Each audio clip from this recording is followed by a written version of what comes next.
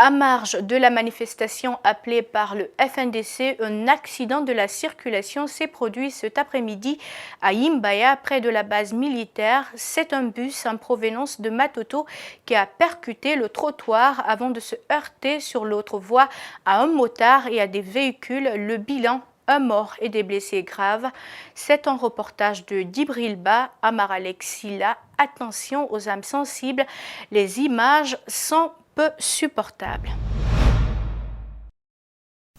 L'accident qui s'est produit à Imbaya a suscité une vive émotion chez la population riveraine. Le chauffeur de ce bus aurait perdu le contrôle avant de percuter le plein terre central. Le même bus n'a pas raté un motard et deux véhicules qui roulaient à l'autre sens. Les dégâts sont énormes selon ces policiers. Dégâts matériels importants, blessés graves, suivis de mort. Voilà. Combien de cas de mort? Non, c'est un seul cas d'abord mort. Un seul cas de mort. Il a présentement couché comme ça devant vous. Blaise a quasiment suivi la scène. Il a été le premier sur le lieu du drame. Entre-temps, le conducteur du bus a été immédiatement amené à la base militaire pour ne pas qu'il essuie la colère de la foule. Moi, le premier, j'avais quitté directement. Il dit, hey, qu'est-ce qui ne va pas? J'ai vu l'homme là à terre, quoi. Il dit, hey! Non, il dit, j'ai fini. Ouais. Les gens disent, hey, Abafara. Je suis venu ramasser son corps. Après, j'ai regroupé. J'ai mis le sous là-dessus maintenant.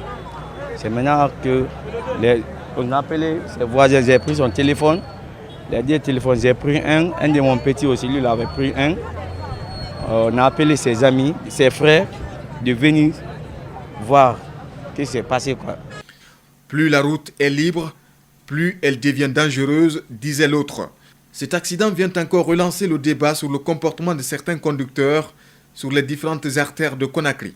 Le conducteur du bus sera déféré au commissariat central de Matoto. Le corps du motard est transporté à la morgue d'Ignace Dine. En bref, également, le site Mosaïque Guinée a révélé hier la présence probable du capitaine Moussa Dadis Camara en Guinée. Cette information reprise dans notre édition de la nuit dernière ne serait pas exacte. Nous avons pu joindre des proches de l'ancien président du CNDD qui ont apporté un démenti. L'avocat de Dadis Camara nous a confié que le capitaine Dadis n'aurait pas bougé de Ouagadougou où il est exilé depuis 2009 après vérification. Nous sommes à mesure de vous dire que Moussa Dadis Camara n'est pas en Guinée. Toutes nos excuses donc pour les désagréments que cette information a pu provoquer chez vous.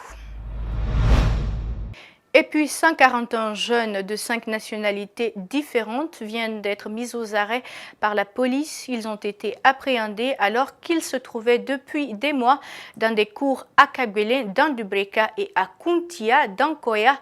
Tous disent avoir été victimes d'escroqueries d'un groupe de personnes qui leur aurait promis de l'emploi dans des sociétés. La société Cunet est pointée du doigt. Les présumés escrocs auraient utilisé l'image de cette société pour les convaincre. Alseni Bari et Yacouba Traoré reviennent en détail sur ces arrestations suivies. Ils sont au total 141 jeunes, dont 84 Bissau-Guinéens, 46 Sénégalais, 9 Guinéens, un Burkinabé et un Gambien. Ils sont interpellés par la police nationale. Ces hommes étaient, selon la police, à Kagueling et Kuntia. Les premières auditions menées par des officiers de police judiciaire révèlent une présence suspecte et insolite. Le caractère et le moment fait que nous nous intéressons et ça nous inquiète.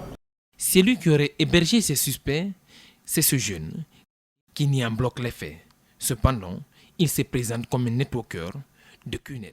Ces gens sont venus, ils ont cotisé, ils ont fait une cotisation pour prendre une maison pour se loger. Voilà, je ne suis pas responsable de quelqu'un. Qu'est-ce qu'ils sont venus faire en Guinée? Bon, ils sont venus pour faire Cunet. Cunet serait donc la société qui aurait amené ces jeunes dans la capitale. Le récit de ces personnes est digne d'un film fiction.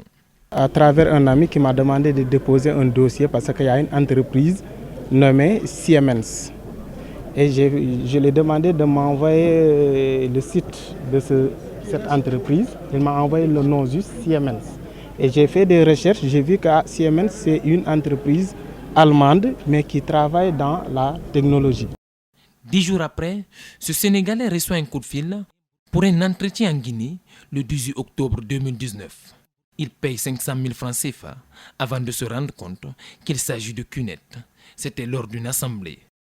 Dès qu'on a fini, j'ai interpellé celui qui m'avait amené. Je lui ai dit, mais attends, l'entreprise dont tu m'as parlé, j'ai déposé mes dossiers.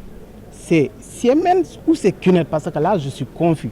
Je suis venu dans le nom de Siemens, parce que j'ai fait des recherches. J'ai vu même que le PDG de Siemens, André Bouffiou, a été même reçu par le président d'ici. J'ai fait des recherches sur ça. Je lui ai dit, mais là, je ne comprends pas. Je commence à entendre parler de CUNET. C'est l'entreprise, c'est CUNET ou bien c'est Siemens? Ils m'ont dit, non, après la formation, tu vas comprendre. Mais c'est CUNET. Je les ai dit, mais vous me faites déplacer pour CUNET alors qu'il y a CUNET chez moi.